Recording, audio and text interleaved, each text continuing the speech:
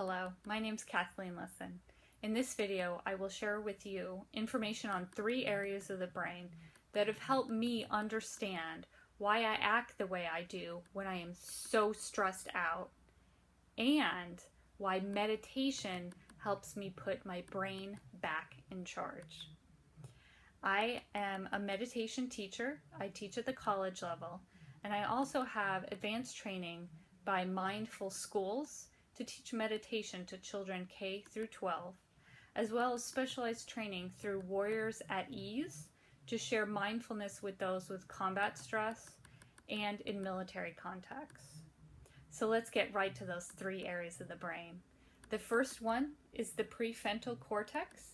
That's the area of the brain that is really talked about a lot in the media, and people are really excited about it because it's involved with executive function, higher level decision making. This is the area of the brain that we really want turned on when we're doing our best work and making our best decisions. The other 2 areas of the brain are both in the limbic system, and I have my poster here and I can show you. The first one is called the amygdala, and that right next to it is the hippocampus. And the amygdala is the part of the brain that protects us. It's an older area of the brain, and it is the first one to get the message from the body or from the senses when something is a danger or a threat in our environment. And it will send a course of stress hormones coursing through our veins whenever it senses that something is to be feared. And the third part is the hippocampus. And the hippocampus is an exciting part of the brain too, because it's involved in memory, making memory and retrieving memory. So the hippocampus is very important to students, important in test taking and in learning new things. And it's important to everyone else too, because we all want to be able to remember the good times, and for work, for pretty much everything, memory is pretty important. So let's tell the story.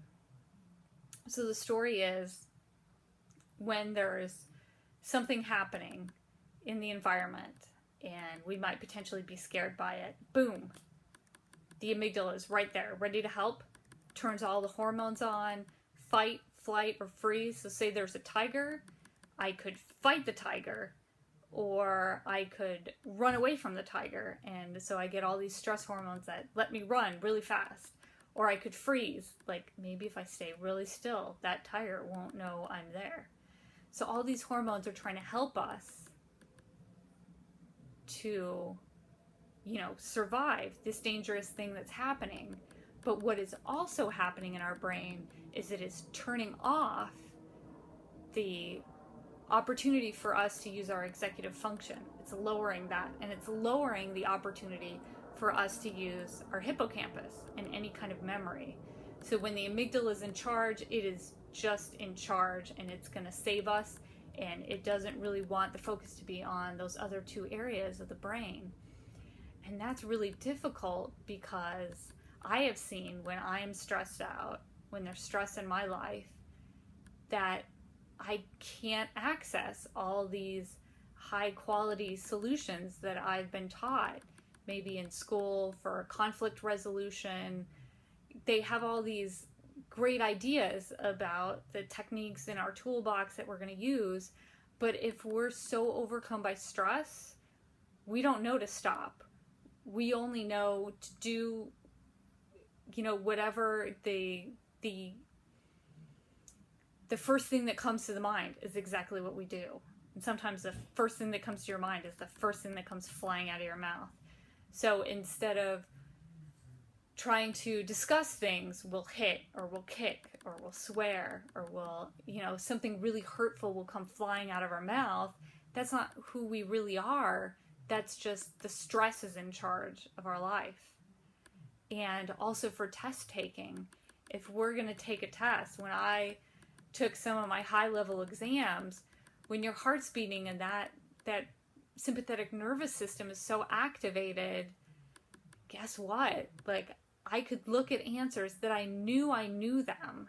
I knew I'd study that, but I couldn't access it in my brain. I couldn't remember. And that was because my amygdala was limiting what I could pull out from my hippocampus and how I could use the hippocampus. And it's the same thing when I'm stressed out. If I'm trying to read something and I feel stressed, I can read the paragraph. And then I can read it again. And then I can try to read it again. And I just realize after a while, like, there's something else on my mind.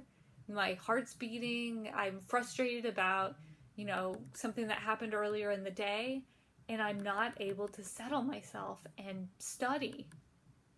So I've really seen how this science is true for me, because that's actually how my brain works. So the good news is that meditation can enable us to be more aware of our bodies and catch those feelings before they have a chance to really overwhelm our brains and set our sympathetic nervous system into overdrive. So that better interior knowledge allows us to kind of short circuit this short-circuiting before it short-circuits our brain. And another great way that meditation teaches us how to kind of outwit the system is by labeling an emotion and then seeing the change in our brains. So science has really found that this is true. It's something that has happened for thousands of years in meditative practices. And a very simple practice that as a meditation teacher I have taught to my students is, first you have an anchor, and that anchor could be your breath. It's whatever you come back to when you wander off in thought. And then you focus on your breath in the meditation, breathing in, breathing out. And then sooner or later, you're going to get caught in a thought. You're going to either see a thought, feel an emotion, or just get caught in some story where you totally forget about meditating. So what I do is I realize that I'm caught in the story, or I realize that emotion is coming up, and I just gently label it. I give it a label. I say, either silently or in a whisper, thinking, or anger, or anxiety, and then I return to my anchor, whether that's the breath or anything else that we've chosen as the anchor in our meditation. And I did that for a long time when I was just meditating, before I really understood deeply the science behind it.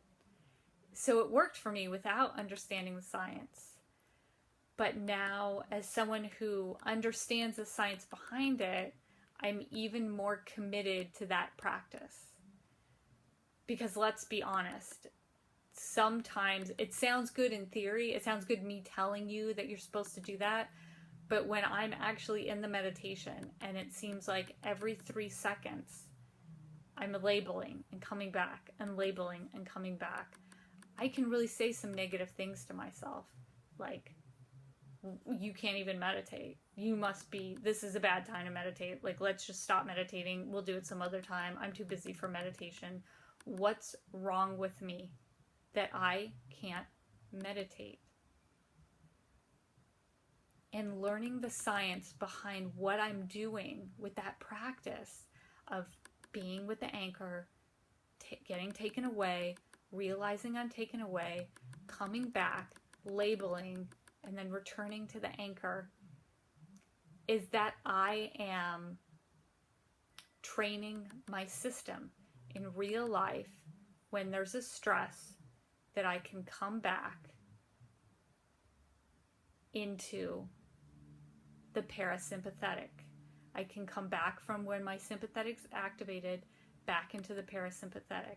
And they have seen this with science. It's so exciting to me that if a person sees and feels an emotion, that their sympathetic is activated, that fight or flight nervous system. But when they name that emotion, it's deactivated. And the pathways, the opportunity to use the prefrontal cortex and the limbic system is open back up.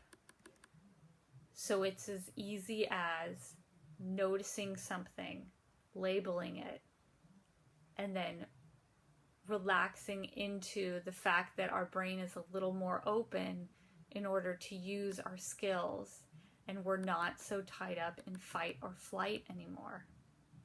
So this gives me a new freshness to when I have a practice that has dozens of times of thoughts and returning, dozens and dozens of times in a 10-minute sit, in a 20-minute sit, that my goal is no longer to not have any thoughts. It's to also be comfortable with the fact that if a thought comes, that if I label it and return to my anchor, that I've done something to strengthen my brain and give me this skill in real life that I can use to reset my system from fight or flight back into more executive functions. So in conclusion, I've shared those 3 parts of the brain, and I've shared how they interact, and I've shared how knowing about that interaction can bring some more excitement into our meditation practice, and definitely more self-kindness and more of a feeling of accomplishment, even in our most difficult meditations that are plagued by thoughts. Those are still good meditations. Just like the basketball player, when you go into practice, you want to shoot that ball 100 times. If the thoughts come, you label 100 times, that's a really good practice because you've practiced shot after shot after shot. You've gotten a good practice in. It may not feel good, it may not be peaceful, it may not be our idea of this blissful experience, but it's incredibly valuable for our brain and for ourselves and for this one life that we have. So I'm glad that I got the opportunity to share the science behind our practice, and I hope that it encourages you to continue with your meditation during your most difficult sessions. Thank you so much.